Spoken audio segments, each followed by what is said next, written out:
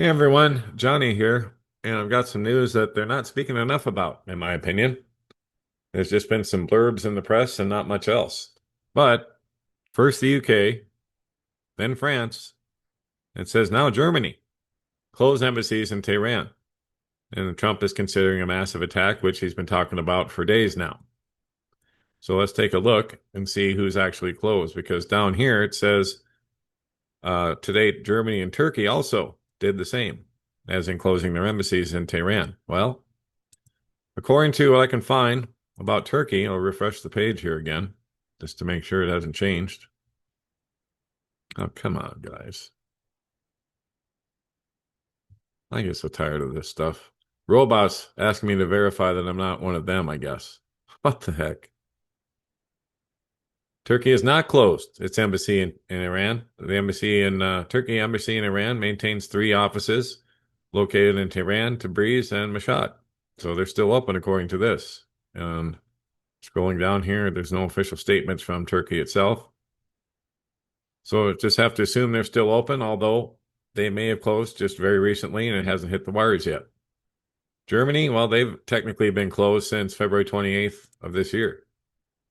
All their operations have been suspended.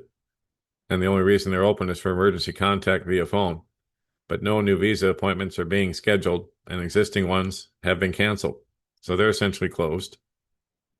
France closed their embassy yesterday, and Britain the day before, after Donald Trump threatens to bomb Iran or Tehran. And like nothing anybody's ever seen before, he says. So we could be talking about weapons of mass destruction as well. And then, to go along with all that,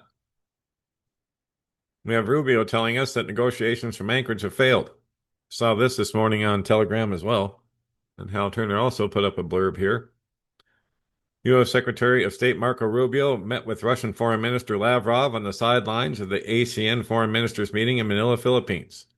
Rubio said the negotiations in Anchorage have failed. The parties need to find new ideas for resolving the conflict. He was referring to the meeting on August 15th, 2025, between Trump and President Putin. So apparently that meeting, as I figured, went nowhere, and there were no real negotiations to begin with. But now they're just finally admitting that they failed.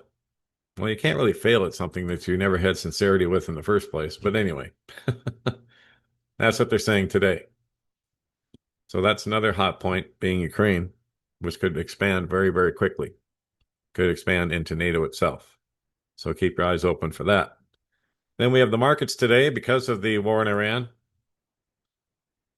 Brent crude crosses 100 after tankers were reportedly struck off of Saudi Arabia. So yes, Brent is now over $100 a barrel.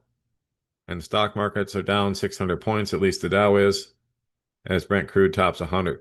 Alphabet and Tesla drop as the NASDAQ is down 2.31%. So the markets are definitely being affected by the war now. And last but not least in this quick report, President Trump has placed new condition on signed Saudi nuclear deal, as he's giving Saudi Arabia nuclear power, and says the country must join the Abraham Accords. So I guess it's coercion here. I don't know. But President Trump has placed a new condition on the nuclear agreement with Saudi Arabia a day after formally approving it, saying the country must now join the Abraham Accords. So I wonder if Iran agrees to join the Accords, if he would give them the same deal and let them continue with their nuclear power. I doubt it. So Trump wrote in a post on social media Thursday that the deal, which has already been signed, will be approved, but said that it's totally subject to Saudi Arabia joining the very respected and successful Abraham Accords. The president also emphasized in the post there would be no enrichment, even though the agreement could lead to the country enriching its own fuel for civilian reactors. And so I'll let you read the rest on your own, but there you go. Saudi Arabia is going to have nuclear power. I guess it's okay for them, but not for Iran, right? Well, Israel controls Saudi Arabia for the most part. Israel and the U.S. And so, yeah, of course they're going to be approved for that.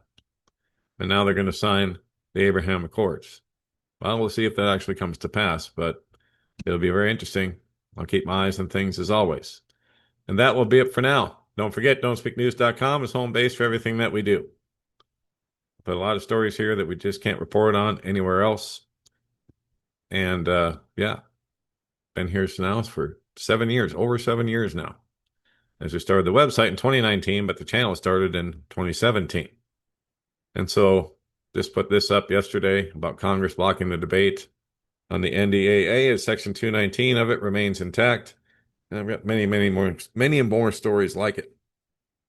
And then if you want to subscribe or contact me, click on this tab here. The box to subscribe is here. Type in your email, hit subscribe, and you're in. Don't Speak News at ProtonMail is how you get in touch. Rumble, BitChute, Telegram, YouTube, they're all underneath this tab. All the places to find us are listed right here. And then channel support, we are listener supported only. You can click on this tab, and all the ways to support us are underneath there. And we thank you very much for that. Without you guys, we wouldn't be here. And that'll be it for now. God bless, take care. Johnny Storm, Don't Speak News.